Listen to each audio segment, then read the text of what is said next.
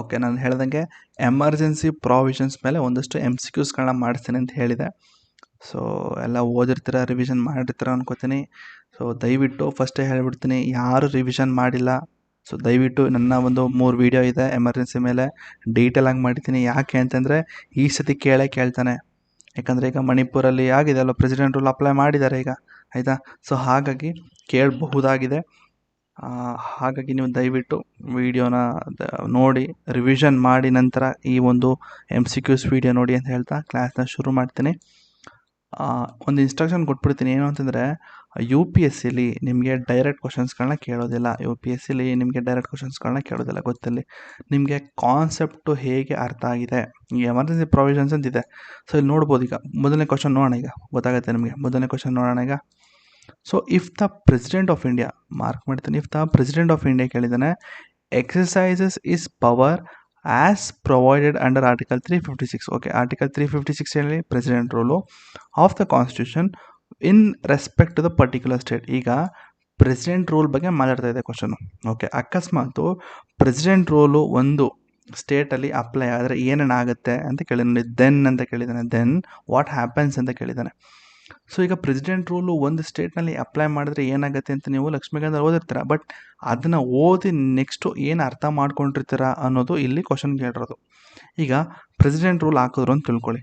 So president rule ಹಾಕಿದ್ರೆ ಏನೇನಾಗುತ್ತೆ, ಈಗ ಆಪ್ಷನ್ಸಲ್ಲೇ ಹೇಳಿ, ಆಯಿತಾ, ಹಂಗೆ ರಿವಿಷನ್ ಮಾಡ್ಕೊಳ್ಳಿ.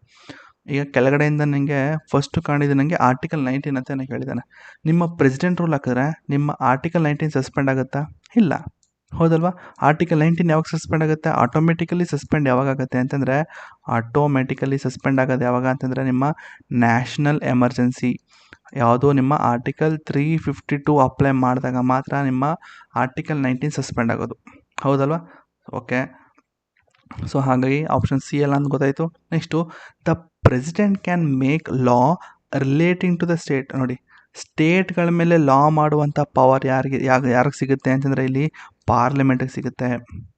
ನಾನು ಹೇಳಿದೆ, ಪ್ರೆಸಿಡೆಂಟ್ ರೂಲ್ ಆದ ತಕ್ಷಣ ಪ್ರೆಸಿಡೆಂಟ್ ಏನು ಮಾಡ್ತಾರೆ ಅಂತಂದರೆ, ನನಗೆ ಎಕ್ಸಿಕ್ಯೂಟಿವ್ನೆಲ್ಲ ನನಗೆ ಕೊಟ್ಬಿಡು, ನೆಕ್ಸ್ಟು ನೀನು ಲಾ ಮಾಡೋ ಪವರ್ ಅಂದರೆ ಸ್ಟೇಟ್ ಲೆಜಿಸ್ಲೇಚರೆಲ್ಲ ನೀನು ನೋಡ್ಕೊ ಅಂತ ಪಾರ್ಲಿಮೆಂಟ್ ಕೇಳುತ್ತೆ ಅಂತ ಹೇಳಿದೆ, ಆಯಿತಾ. ಸೊ ಅದನ್ನು ಕೂಡ ಹೇಳಿದೆ ನಾನು. ಸೊ ಹಾಗಾಗಿ ಇಲ್ಲಿ ಪ್ರೆಸಿಡೆಂಟ್ ಅವರು ಯಾವುದೇ ಕಾರಣಕ್ಕೂ ಸ್ಟೇಟ್ಗಳ ಮೇಲೆ ಲಾ ಮಾಡೋದಿಲ್ಲ, ಪಾರ್ಲಿಮೆಂಟ್ ಲಾ ಮಾಡುತ್ತೆ. ಹಾಗಾದರೆ ಪ್ರೆಸಿಡೆಂಟ್ ಅವರು ಏನು ತೊಗೊಳ್ತಾರೆ ಅಂತಂದರೆ ಗೌರ್ಮೆಂಟ್ ಪವರ್ ತೊಗೊಳುತ್ತೆ, ಎಕ್ಸಿಕ್ಯೂಟಿವ್ ಪವರ್ ತೊಗೊಬಿಡುತ್ತೆ, ಆಯಿತಾ. ಸೊ ಹಾಗಾದರೆ ಪಾರ್ಲಿಮೆಂಟ್ ಆಟೋಮೆಟಿಕ್ಕಾಗಿ ನನಗೆ ಕೊಡುವಂಥ ಪವರ್ ಅಂದ್ಬಿಟ್ಟು ಕಿತ್ಕೊಳ್ಳೋದಿಲ್ಲ.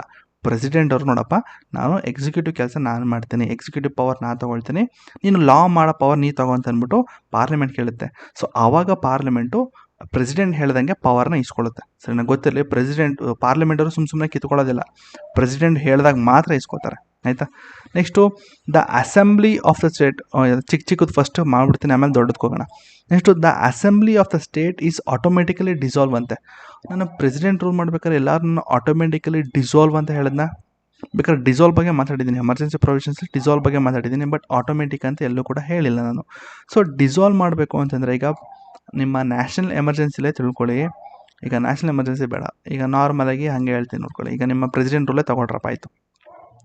ಪ್ರೆಸಿಡೆಂಟ್ ರೂಲಲ್ಲಿ ನಿಮ್ಮ ಒಂದು ಕೌನ್ಸಿಲ್ ಆಫ್ ಮಿನಿಸ್ಟರು ಡಿಸ್ಮಿಸ್ ಆಗ್ತಾರೆ, ಬಟ್ ಡಿಸಾಲ್ವ್ ಆಗೋದಿಲ್ಲ, ಆಯಿತಾ. So assembly of the state dissolve ಯಾವಾಗ ಆಗುತ್ತೆ ಅಂತಂದರೆ ಪಾರ್ಲಿಮೆಂಟರಿ ಅಪ್ರೂವಲ್ ಬೇಕು, parliamentary approval.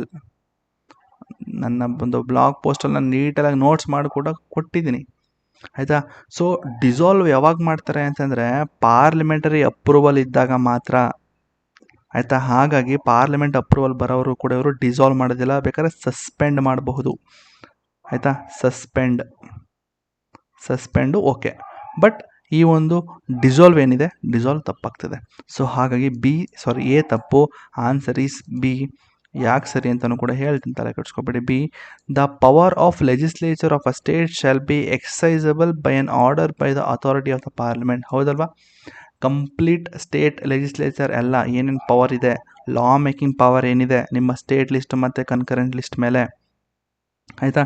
So plus union list ಮೇಲೂ ಕೂಡ ಪಾರ್ಲಿಮೆಂಟು ಲಾಗಳನ್ನ ಮಾಡುತ್ತೆ. ಬಟ್ ಸ್ಟೇಟ್ ಅಂತ ಬಂದಾಗ ಸ್ಟೇಟ್ಗಳ ಮೇಲೆ ಬರೀ ಸ್ಟೇಟ್ ಲಿಸ್ಟು ಮತ್ತು ಕನ್ಕರೆಂಟ್ ಲಿಸ್ಟ್ ಮೇಲೆ ಮಾತ್ರ ಪಾರ್ಲಿಮೆಂಟು ಲಾಗಳನ್ನ ಮಾಡುತ್ತೆ. ಹಾಗಾಗಿ C is the correct answer.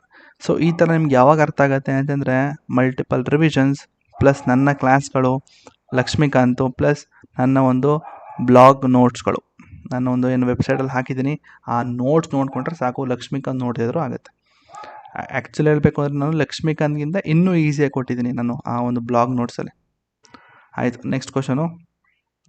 The national emergency under the constitution can be extended. ನೋಡಿ, ನ್ಯಾಷನಲ್ ಎಮರ್ಜೆನ್ಸಿ ಕೇಳಿದ್ದಾನೆ, ನ್ಯಾಷನಲ್ ಎಮರ್ಜೆನ್ಸಿ ಎಕ್ಸ್ಟೆಂಡ್ ಮಾಡ್ಬೋದಂತೆ. ಕ್ವಶನ್ ನೋಡಿ, ಕೀವರ್ಡ್ಸ್ ಮಾತ್ರ ಮಾರ್ಕ್ ಮಾಡ್ತೀನಿ. ನ್ಯಾಷನಲ್ ಎಮರ್ಜೆನ್ಸಿ ಎಕ್ಸ್ಟೆಂಡೆಡ್ ಅಂತ ಕೇಳಿದ್ದಾನೆ. ಸೊ ನ್ಯಾಷನಲ್ ಎಮರ್ಜೆನ್ಸಿ ಎಲ್ಲಿವರೆಗೂ ಎಕ್ಸ್ಟೆಂಡ್ ಮಾಡ್ಬೋದು ಅಂತ ಗೊತ್ತಾ ನಿಮಗೆ? Indefinitely provided by the parliament approves it every 6 months. 3 ವರ್ಷಕ್ಕಂಟ ಯಾವುದನ್ನು ಮಾಡ್ಬೋದು?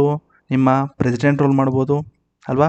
ಸೊ ಪ್ರೆಸಿಡೆಂಟ್ ರೂಲ್ ಮಾಡ್ಬೋದು. ಆದರೂ ಕೂಡ ಪ್ರೆಸಿಡೆಂಟ್ ರೂಲಲ್ಲಿ ನಿಮ್ಮ ಯಾವುದಪ್ಪ ಅದು ಸುಪ್ರೀಂ ಕೋರ್ಟ್ದು ಒಂದು ಲಾ ಬಂದಿತ್ತಲ್ಲ, ಒಂದು ನಿಮ್ಮ SR ಬೊಮ್ಮಾಯಿ ಕೇಸ್ ಗೊತ್ತಲ್ಲ, 1994 SR Bommai case versus union of India. ಅಲ್ಲಿ ಒಂದಷ್ಟು ರೆಸ್ಟ್ರಿಕ್ಷನ್ ಮಾಡ್ತು ನಿಮ್ಮ ಆರ್ಟಿಕಲ್ 356ಗೆ, ಆಯಿತಾ? ಸೊ ಈ 3 ವರ್ಷ ಮಾಡ್ತಿರಲ್ಲ, ಸೊ 3 ವರ್ಷಕ್ಕಂಟ ಎಕ್ಸ್ಟೆಂಡ್ ಮಾಡ್ಬೋದು. ಆದರೆ ಅಕಸ್ಮಾತ್ ನೀವು ಏನಾದರೂ ಪ್ರೆಸಿಡೆಂಟ್ ರೂಲ್ ಹೇರಿ ಒಂದು ಸ್ಟೇಟಲ್ಲಿ ಗ್ರೇಟರ್ ದ್ಯಾನ್ 1 year ಇತ್ತು ಅಂತಂದರೆ ನೀವು ಮತ್ತೆ ಅದನ್ನು ಎಕ್ಸ್ಟೆಂಡ್ ಮಾಡ್ಬೋದು. ಆದರೆ ಅದಕ್ಕೂ ಕೂಡ ಕೆಲವೊಂದು ಲಿಮಿಟೇಷನ್ಸ್ ಇದೆ. ಏನು ಅಂತಂದರೆ, ದೇಶದಲ್ಲಿ ನ್ಯಾಷನಲ್ ಎಮರ್ಜೆನ್ಸಿ ಇರಬೇಕು, ಪ್ಲಸ್ ಎಲೆಕ್ಷನ್ ಕಮಿಷನ್ ಅವರು ಈ ವರ್ಷ ನನ್ನ ಕೈಲಿ ಅಸೆಂಬ್ಲಿದು ಅಂದರೆ ನಿಮ್ಮ ವಿಧಾನಸಭೆದು ಎಲೆಕ್ಷನ್ನು ನನ್ನ ಕೈಲಿ ಮಾಡೋದಕ್ಕೆ ಆಗೋದಿಲ್ಲ ಅಂತ ಹೇಳಿದ್ರೆ ಮಾತ್ರ ನೀವು 1 ವರ್ಷಕ್ಕಿಂತ ಹೆಚ್ಚಿನ ಟೈಮ್ ಗಂಟ ನೀವು ಪ್ರೆಸಿಡೆಂಟ್ ರೂಲ್ನ ನೀವು ಎಕ್ಸ್ಟೆಂಡ್ ಮಾಡ್ಬೋದು, ಆಯಿತಾ? ಸೊ ಹಾಗಾಗಿ ಈ ಒಂದು 3 ವರ್ಷನೂ ಅಲ್ಲ, ನ್ಯಾಷನಲ್ ಎಮರ್ಜೆನ್ಸಿಗೆ 3 ವರ್ಷ ಗಂಟ ಎಕ್ಸ್ಟೆಂಡ್ ಮಾಡ್ತೀರಾ? ಇಲ್ಲ, ನ್ಯಾಷನಲ್ ಎಮರ್ಜೆನ್ಸಿನ ಇಂಡೆಫಿನೆಟ್ಲಿಗೆ ಅದನ್ನು ಎಕ್ಸ್ಟೆಂಡ್ ಮಾಡ್ಬೋದು. ಪ್ರತಿ 6 ತಿಂಗಳಿಗೆ ಅದನ್ನು ರಿನ್ಯೂವಲ್ ಮಾಡಿಕೊಂಡು ಎಕ್ಸ್ಟೆಂಡ್ ಮಾಡ್ಬೋದು. ನೆಕ್ಸ್ಟು 6 ತಿಂಗಳು ಅಂತ ಎಲ್ಲೂ ಇಲ್ಲ, 6 ತಿಂಗಳದ್ದು ಎಲ್ಲೂ ಕೂಡ ಇಲ್ಲ. ನೆಕ್ಸ್ಟು ನನ್ನೂ ಕೂಡ ಇಲ್ಲ. ನಿಮ್ಮ ಫಿನಾನ್ಷಿಯಲ್ ಎಮರ್ಜೆನ್ಸಿ ಕೂಡ ಇಲ್ಲ, ಆಯಿತಾ? ಫಿನಾನ್ಷಿಯಲ್ ಎಮರ್ಜೆನ್ಸಿ ಕೂಡ ಇಂಡೆಫಿನೆಟ್ ಪೀರಿಯಡು, ಆಯಿತಾ? ಪ್ರೆಸಿಡೆಂಟ್ ಅವ್ರಿಗೆ ಅನ್ನಿಸ್ಬೇಕು, ಅಲ್ಲಿವರೆಗೂ ಕೂಡ ಅವರು ಫಿನಾನ್ಷಿಯಲ್ ಎಮರ್ಜೆನ್ಸಿನ ಕಂಟಿನ್ಯೂ ಮಾಡ್ತಾರೆ. Next question, during national emergency the parliament can make loss. ಏನು? ನ್ಯಾಷನಲ್ ಎಮರ್ಜೆನ್ಸಿ ಆದಾಗ ಪಾರ್ಲಿಮೆಂಟ್ ಯಾವುದ್ರ ಮೇಲೆ ಲಾ ಮಾಡ್ಬೋದು ಅಂತ ಕೇಳಿದ್ದಾನೆ. ಸೊ ನಾನು ಆಗಲೇ ಹೇಳ್ದಂಗೆ ನ್ಯಾಷನಲ್ ಎಮರ್ಜೆನ್ಸಿ ಆದಾಗ ಯೂನಿಯನ್ನು, ಸ್ಟೇಟು ಮತ್ತು ಕನ್ಕರೆಂಟ್ ಲಿಸ್ಟ್ ಮೇಲೆ ಪಾರ್ಲಿಮೆಂಟು ಲಾ ಮಾಡುತ್ತೆ. ಅಕಸ್ಮಾತ್ ಪ್ರೆಸಿಡೆಂಟ್ ರೂಲ್ ಆದಾಗ, ಪ್ರೆಸಿಡೆಂಟ್ ರೂಲ್ ಆಯಿತು ಅಂತ ತಿಳ್ಕೊಳ್ಳಿ. ಸೊ ಪ್ರೆಸಿಡೆಂಟ್ ರೂಲ್ ಆದಾಗ ಯಾವುದ್ರ ಮೇಲೆ ಮಾಡ್ಬೋದು ಅಂತಂದರೆ, ಪಾರ್ಲಿಮೆಂಟು ಸ್ಟೇಟ್ ಲಿಸ್ಟು ಮತ್ತು ಕನ್ಕರೆಂಟ್ ಲಿಸ್ಟು ಇವೆರಡರ ಮೇಲೆ ಪಾರ್ಲಿಮೆಂಟು ಪ್ರೆಸಿಡೆಂಟ್ ರೂಲ್ ಆದಾಗ ಲಾಗಳನ್ನ ಮಾಡ್ಬೋದು. ನೆಕ್ಸ್ಟ್ ಕ್ವಶನು, ಇವೆಲ್ಲ ಈಸಿ ಕ್ವಶನ್ಸ್ ಗುರು. ಇನ್ನೂ ಯಾಕೆ ನಿಮಗೆ ತಲೆಯಲ್ಲಿ ಕನ್ಫ್ಯೂಷನ್ ಶುರು ಆಗ್ತಾಯಿದೆ ಅಂತ ನನಗೂ ಗೊತ್ತಿಲ್ಲ, ರಿವಿಷನ್ ಮಾಡಿಲ್ಲ ಗುರು, ಅಷ್ಟೇನೇನಿಲ್ಲ ಗುರು. ಕ್ವಶನ್ಸ್ ಎಲ್ಲ ಈಸಿಯಾಗಿದೆ, UPSC ಲೆವೆಲ್ಲ ಇದೆ, ಸರಿನಾ? Consider the following statements during the state emergency. ನೋಡಿ, ಸ್ಟೇಟ್ ಎಮರ್ಜೆನ್ಸಿ ಅಂತಂದರೆ ಪ್ರೆಸಿಡೆಂಟ್ ರೂಲು, ಆಯಿತಾ? ಸೊ ಸ್ಟೇಟ್ ಎಮರ್ಜೆನ್ಸಿ ಅಂತ ಕೇಳಿದ್ದಾನೆ. Okay, the fundamental rights can be suspend. ನೋಡಿ, ಸ್ಟೇಟ್ ಎಮರ್ಜೆನ್ಸಿ ಇದ್ದಾಗ fundamental rights can be suspended ಅಂತೆ. ಆದರೆ it can't be suspended in the case of national emergency. ಯಾವ ಥರ ಕೊಟ್ಟಿದ್ದ ನೋಡಿ ಸ್ಟೇಟ್ಮೆಂಟು. ಸ್ಟೇಟ್ ಎಮರ್ಜೆನ್ಸಿ ಇದ್ದಾಗ ನಿಮ್ಮ ಫಂಡಮೆಂಟಲ್ ರೈಟ್ಸ್ನ ಸಸ್ಪೆಂಡ್ ಮಾಡ್ಬೋದಂತೆ. ಅದೇ ನ್ಯಾಷನಲ್ ಎಮರ್ಜೆನ್ಸಿ ಬಂದಾಗ ನೀವು ಫಂಡಮೆಂಟಲ್ ರೈಟ್ಸ್ನ ಸಸ್ಪೆಂಡ್ ಮಾಡೋ ಹಾಗಿಲ್ವಂತೆ. ಹೌದಾ? ಇಲ್ಲ, ತಪ್ಪು. ನ್ಯಾಷನಲ್ ಎಮರ್ಜೆನ್ಸಿ ಬಂದಾಗ ಮಾತ್ರ ನಿಮ್ಮ ಫಂಡಮೆಂಟಲ್ ರೈಟ್ಸು, ಅದರಲ್ಲೂ ಕೂಡ ಆರ್ಟಿಕಲ್ 19 ಆಟೋಮೆಟಿಕಲಿ ಸಸ್ಪೆಂಡ್ ಆಗುತ್ತೆ ಆ್ಯಸ್ ಪರ್ ಆರ್ಟಿಕಲ್ 352 ಅಲ್ವಾ? ನ್ಯಾಷನಲ್ ಎಮರ್ಜೆನ್ಸಿ ಬಗ್ಗೆ ಮಾತಾಡುತ್ತೆ. ಬಟ್ ನಿಮ್ಮ ಒಂದು ಪ್ರೆಸಿಡೆಂಟ್ ರೂಲು ಅಥವಾ ಸ್ಟೇಟ್ ಎಮರ್ಜೆನ್ಸಿ ಆದಾಗ ನಿಮ್ಮ ಯಾವ ಫಂಡಮೆಂಟಲ್ ರೈಟ್ಸು ಕೂಡ ಅಫೆಕ್ಟ್ ಆಗೋದಿಲ್ಲ ಮತ್ತು ಸಸ್ಪೆಂಡ್ ಆಗೋದಿಲ್ಲ. ಹಾಗಾಗಿ ಮೊದಲನೇ ಸ್ಟೇಟ್ಮೆಂಟ್ ತಪ್ಪಿದೆ. So next statement, the state emergency, okay, ಅದು ಕೂಡ president rule. State emergency can be extended indefinitely with the approval of the parliament every 6 months. ಹೌದಾ? ಇಂಡೆಫಿನೆಟ್ಲಿ, ಈಗ ತಾನೇ ನೋಡೋದು ಮೊದಲನೇ ಕ್ವಶನ, ಎರಡನೇ ಕ್ವಶನ ನೋಡಿ. ಇಂಡೆಫಿನೆಟ್ಲಿ, ಅದು ಗ್ರೀನ್ ಮಾರ್ಕ್ ಮಾಡ್ತೀನಿ ಆನ್ಸರ್ಗೆ. ನೋಡಿ, indefinitely provide parliament approve every 6 months. ಇದು ಯಾವುದು? ನ್ಯಾಷನಲ್ ಎಮರ್ಜೆನ್ಸಿ ಅಂತ ಹೇಳಿದೆ ನಾನು. ಸೊ ಹಾಗಾಗಿ ಇಲ್ಲಿ ಕೊಟ್ಟಿದ್ದಾನೆ ಏನಂತ ಅಂತಂದರೆ, ಅಕಸ್ಮಾತ್ ಪ್ರೆಸಿಡೆಂಟ್ ರೂಲು ಒಂದು ರಾಜ್ಯಕ್ಕೆ ಅಪ್ಲೈ ಮಾಡಿದಾಗ ಇದನ್ನು ಇಂಡೆಫಿನೆಟ್ಲಿ ಎಕ್ಸ್ಟೆಂಡ್ ಮಾಡ್ಬೋದಂತೆ. ಪ್ರತಿ 6 ತಿಂಗಳಿಗೊಂದ್ಸತಿ ಅದನ್ನು ರಿನ್ಯೂ ಮಾಡ್ಕೊಂಡು ಎಕ್ಸ್ಟೆಂಡ್ ಮಾಡ್ಬೋದಂತೆ. ಹೌದಾ? ತಪ್ಪು. ಅಲ್ವಾ? ಸೊ ಯಾವಾಗ ಇದನ್ನು ಇಂಡೆಫಿನೆಟ್ಲಿ ಎಕ್ಸ್ಟೆಂಡ್ ಮಾಡ್ಬೋದು ಅಂತಂದರೆ ನಿಮ್ಮ ಆರ್ಟಿಕಲ್ 352 ನ್ಯಾಷನಲ್ ಎಮರ್ಜೆನ್ಸಿ, ಹೌದಲ್ವಪ್ಪ? With approval of parliament every 6 month. ಹಾಗಾಗಿ answer is neither one not two. ಎಷ್ಟು ಚೆನ್ನಾಗಿದೆ ನೋಡಿ ಕ್ವಶನ್ಸು. ನೋಡಿ ನೀವು ಆನ್ಸರ್ ಮಾಡ್ತಾ ಇದ್ದೀರಾ. ಇದೊಂದು last question. Once declared who has the power to extend the financial emergency? ಇದು ಹೇಳಿ. ಈಗ ಒಂದ್ಸತಿ ಒಂದು ಫಿನಾನ್ಷಿಯಲ್ ಎಮರ್ಜೆನ್ಸಿನ ಡಿಕ್ಲೇರ್ ಮಾಡಿದರೆ ಅದನ್ನು ಯಾರು ಎಕ್ಸ್ಟೆಂಡ್ ಮಾಡಬಹುದು? ಆಯಿತಾ? ಸೊ ಈಗ ರಿವೋಕ್ ಅಂತಂದ್ರೆ ಏನು? ರಿವೋಕ್ ಅಂದರೆ ಕ್ಯಾನ್ಸಲ್ ಆಗೋದಪ್ಪ. ಅಕಸ್ಮಾತ್ ಫಿನಾನ್ಷಿಯಲ್ ಎಮರ್ಜೆನ್ಸಿನ ಯಾರು ಕ್ಯಾನ್ಸಲ್ ಮಾಡ್ಬೋದು ಅಂತ ಕೇಳಿದ್ರೆ ನೀವು ಇದಕ್ಕೆ ಪ್ರೆಸಿಡೆಂಟ್ ಅಂತ ಹಾಕ್ಬೋದು. ಬಟ್ ಇಲ್ಲಿ ಕ್ವಶನ್ ಏನು ಕೇಳಿದ್ದಾನೆ ಅಂತಂದರೆ who has the power to extend the financial emergency. So financial ಎಮರ್ಜೆನ್ಸಿನ ಯಾರು ಎಕ್ಸ್ಟೆಂಡ್ ಮಾಡ್ಬೋದು? ಅಫ್ಕೋರ್ಸ್ ನಿಮ್ಮ ಪಾರ್ಲಿಮೆಂಟು ಎಕ್ಸ್ಟೆಂಡ್ ಮಾಡುತ್ತೆ. ಹಾಗಾದರೆ ಪ್ರೆಸಿಡೆಂಟ್ ಅವರು ಯಾವುದ್ರಲ್ಲಿ ಬರ್ತಾರೆ? President he can revoke the financial emergency. Revoke ಅಥವಾ ಅದನ್ನು ಕ್ಯಾನ್ಸಲ್ ಅಂತಲೂ ಅಂತಾರೆ. Cancel the financial emergency. ಆಯಿತಾ? ಸೊ ಕ್ಯಾಬಿನೆಟು ಬರಲ್ಲ, ನನ್ನು ಬರಲ್ಲ, ಪ್ರೆಸಿಡೆಂಟು ಬರಲ್ಲ. ಸೊ ಹಾಗಾಗಿ ಆನ್ಸರ್ ಈಸ್ ಪಾರ್ಲಿಮೆಂಟ್. ಎಷ್ಟು ಜನ ಕರೆಕ್ಟಾಗಿ ಆನ್ಸರ್ ಮಾಡಿದ್ರು ಅಂತ ನನಗೂ ಕೂಡ ಗೊತ್ತಿಲ್ಲ. ಈಗ ಒಂದು UPSC PYQ ಇದು. ಸೊ ನಾನು ಆಗಲೇ PYQ ಅನಾಲಿಸಿಸಲ್ಲಿ ಮಾಡಿಸಿದ್ದೀನಿ, ಆದರೂ ಕೂಡ ಒಂದು ಇರಲಿ ಅಂತ ಮಾಡಿಸ್ತಾ ಇದ್ದೀನಿ. Which of the following are not necessary the consequences of the proclamation of president rule in India? ಹೇಳ್ರಪ್ಪ. ಸೊ ಪ್ರೆಸಿಡೆಂಟ್ ರೂಲ್ ಆಗ್ತಾಗ ಏನಾಗುತ್ತೆ? ಫಸ್ಟು ಪ್ರೆಸಿಡೆಂಟ್ ರೂಲ್ ಆಗ್ತಾಗ ಏನಾಗುತ್ತೆ? ಕೌನ್ಸಿಲ್ ಆಫ್ ಮಿನಿಸ್ಟರ್ನ ಒಗೆದು ಮಡಗ್ತಾರೆ. ನಡಿ ಮನೆಗೆ ಅಂತ ಅಂದ್ಬಿಟ್ಟು ಅದು ಕೂಡ ಕೌನ್ಸಿಲ್ ಆಫ್ ಮಿನಿಸ್ಟ್ರದು ಅಥವಾ ಸ್ಟೇಟ್ ಅಸೆಂಬ್ಲಿ ಏನಿದೆ ಅದನ್ನು ಸಸ್ಪೆಂಡ್ ಮಾಡ್ತಾರೆ. ಬಟ್ ಡೆಸೊಲ್ಯೂಷನ್ ಆಗೋದಿಲ್ಲ. ಗೊತ್ತಲ್ಲಿ dissolution of a state legislative assembly ಆಗಬೇಕು ಅಂತಂದರೆ ಪಾರ್ಲಿಮೆಂಟ್ ಅಪ್ರೂವಲ್ ಬೇಕು. Parliament approval. ಹಾಗಾಗಿ ಇಲ್ಲಿ ಡೆಸೊಲ್ಯೂಷನ್ನು ಬೇಕಾಗಿಲ್ಲ. ಬಟ್ ಫಸ್ಟು ಏನು ಮಾಡ್ತಾರೆ ಅಂತಂದರೆ ಸಸ್ಪೆಂಡ್ ಅಥವಾ ರಿಮೂವ್ ಮಾಡ್ತಾರೆ. ಯಾರನ್ನ? Removal of the council of minister first remove ಮಾಡ್ತಾರೆ. ಆಯಿತಾ? ಸೊ ಇಲ್ಲಿ ನಾಟ್ ನೆಸೆಸರಿ ಅಂತ ಕೇಳಿದ್ದಾನೆ. ಫಸ್ಟು ಪ್ರೆಸಿಡೆಂಟ್ ರೂಲ್ ಆಗ್ತಾಗ ನಿಮ್ಮ ಸ್ಟೇಟ್ ಅಸೆಂಬ್ಲಿದು ಡೆಸೊಲ್ಯೂಷನ್ ಮಾಡೋ ಒಂದು ಅವಶ್ಯಕತೆ ಇಲ್ಲ, ಮತ್ತು ಲೋಕಲ್ ಬಾಡೀಸನ್ನ ಡೆಸೊಲ್ಯೂಷನ್ ಮಾಡೋದು ಅವಶ್ಯಕತೆ ಇಲ್ಲ. ಸೊ ಲೋಕಲ್ ಬಾಡೀಸು ಅವ್ರ ಪಾಡಿಗೆ ಅವ್ರು ಕೆಲಸ ಮಾಡ್ತಾ ಹೋಗ್ತಾರೆ. ಪ್ರೆಸಿಡೆಂಟ್ ರೂಲ್ ಆಗ್ತಾಗ ನೆಸೆಸರಿಲಿ ಏನಾದರೂ ಒಂದು ಕೆಲಸ ಮಾಡಬೇಕು ಅಂತಂದರೆ ಕೌನ್ಸಿಲ್ ಆಫ್ ಮಿನಿಸ್ಟರ್ನ ತೆಗಿಬೇಕು. ಹಾಗಾಗಿ ಆನ್ಸರು ಬಂದು ನಿಮ್ಮ 1 and 3 ಯಾಕೆ ಅಂತಂದರೆ ಇವೆರಡೂ ಕೂಡ ಅನ್ನೆಸೆಸರಿ, ಬೇಕಾಗಿಲ್ಲ. ನೋಡಿ, ನಾಟ್ ನೆಸೆಸರಿ ಸ್ಟೇಟ್ಮೆಂಟ್ ಗೊತ್ತಿರಲಿ, ನಾಟ್ ನೆಸೆಸರಿ ಅಂತ ಕೇಳಿದ್ದಾನೆ. ಸೊ ಹಾಗಾಗಿ 1 and 3 is the correct answer. Next question, which of the following are the exclusive power of the Lok Sabha? ಇದು ನೋಡಿ ಟ್ರಿಕ್ಕಿ ಆಗಿದೆ. ಲೋಕಸಭಾದು ಒಂದು ಎಕ್ಸ್ಕ್ಲೂಸಿವ್ ಪವರು ಏನಪ್ಪ ಅಂತದ್ದು? ಎಕ್ಸ್ಕ್ಲೂಸಿವ್ ಪವರ್ ಅಂತಂದ್ರೆ ಏನು ಅಂತಂದರೆ ಯಾವುದೋ ಒಂದು ಕೆಲಸದಲ್ಲಿ ಬರೀ ಲೋಕಸಭಾ ಮಾತ್ರ ಇನ್ವಾಲ್ವ್ ಆಗಿರುತ್ತಂತೆ. ರಾಜ್ಯಸಭೆ ಯಾವುದೇ ಕಾರಣಕ್ಕೂ ಇನ್ವಾಲ್ವ್ ಆಗಿರಲ್ಲ. ನಿಮ್ಮ ಲಕ್ಷ್ಮೀಕಾಂತಲ್ಲಿ ಕೊಟ್ಟಿದ್ದಾನೆ ಅನ್ಕೋತೀನಿ ಎಕ್ಸ್ಕ್ಲೂಸಿವ್ ಪವರ್ ಆಫ್ ಲೋಕಸಭಾ. ಏನಿರ್ಬೋದು ಆನ್ಸರು? ನೋಡ್ರಪ್ಪ, ಎಮರ್ಜೆನ್ಸಿ ಡಿಕ್ಲೇರ್ ಮಾಡಬೇಕು ಅಂದರೆ ನಿಮ್ಮ ರಾಜ್ಯಸಭಾನೂ ಬೇಕು, ಅಫ್ಕೋರ್ಸ್ ಲೋಕಸಭಾನೂ ಬೇಕು. ಅಂತಂದರೆ ಅಪ್ರೂವಲ್ಗೆ ವಿತಿನ್ 30 days ಏನಿರುತ್ತೆ ಅದನ್ನು ಅಪ್ರೂವ್ ಮಾಡಿ ಕಂಟಿನ್ಯೂಷನ್ಗೆ ಇವೆರಡೂ ಬೇಕು, ಲೋಕಸಭಾ ಮತ್ತು ರಾಜ್ಯಸಭಾ. ಹಾಗಾಗಿ ಎಕ್ಸ್ಕ್ಲೂಸಿವ್ ಪವರ್ ಆಫ್ ಲೋಕಸಭಾ ನಿಮ್ಮ ಎಮರ್ಜೆನ್ಸಿ ಡಿಕ್ಲೇರ್ ಮಾಡಬೇಕಾದ್ರೆ ಅಂತ ಹೇಳೋದಕ್ಕಾಗಲ್ಲ. Next, to pass a motion of a no confidence motion against the council of minister ಅಲ್ವಾ? ಹೌದು, ನಿಮ್ಮ ನೋ ಕಾನ್ಫಿಡೆನ್ಸ್ ಮೋಷನ್ ಬರೀ ಲೋಕಸಭಾದಲ್ಲಿ ಮಾತ್ರ ಇಶ್ಯೂ ಮಾಡೋದಕ್ಕೆ ಆಗ್ತದೆ. ಯಾರು ವಿರುದ್ಧ? ನಿಮ್ಮ ಕೌನ್ಸಿಲ್ ಆಫ್ ಮಿನಿಸ್ಟರ್ ವಿರುದ್ಧ ಮೆಂಬರ್ಸ್ಗಳು ನೋ ಕಾನ್ಫಿಡೆನ್ಸ್ ಮೋಷನ್ ಇಶ್ಯೂ ಮಾಡ್ತಾರೆ. ಅಂದರೆ ಈ ಒಂದು ಕೌನ್ಸಿಲ್ ಆಫ್ ಮಿನಿಸ್ಟರ್ ಏನಿದ್ದಾರೆ ಅಂದರೆ ಈಗಿರುವಂಥ ಸರ್ಕಾರದ ಮೇಲೆ ನಮಗೆ ನಂಬಿಕೆ ಇಲ್ಲ, ಕಾನ್ಫಿಡೆನ್ಸ್ ಇಲ್ಲ, ನಮಗೆ ಸರ್ಕಾರ ಬೇಡ ಅಂತ ಅಂದ್ಬಿಟ್ಟು ಅವರು ನೋ ಕಾನ್ಫಿಡೆನ್ಸ್ ಮೋಷನ್ ಇಶ್ಯೂ ಮಾಡ್ತಾರೆ. ಸೊ ಹಾಗಾಗಿ ಇಲ್ಲಿ ಬರೀ ಲೋಕಸಭಾ ಮಾತ್ರ, ಓನ್ಲಿ ಲೋಕಸಭಾ ಇರುತ್ತೆ ಯಾವಾಗ ನೋ ಕಾನ್ಫಿಡೆನ್ಸ್ ಮೋಷನ್ ಇಶ್ಯೂ ಮಾಡಬೇಕಾದ್ರೆ.